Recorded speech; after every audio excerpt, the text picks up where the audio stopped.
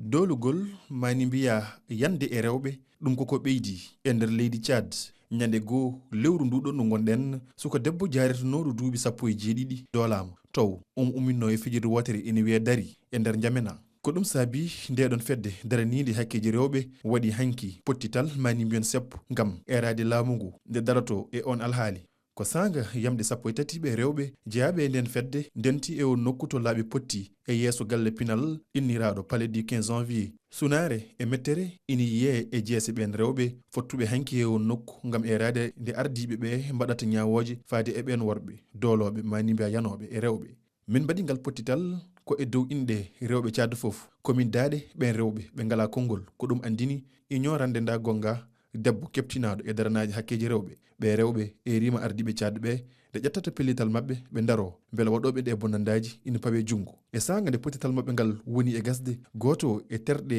nden fedde kañumne kadi siwlama gardiɗo fedde nde o holli wonde ngol ɗon siwlugol ko ngam tan hulɓindeɓe kono ɗum accintaɓe haare mabɓe nde.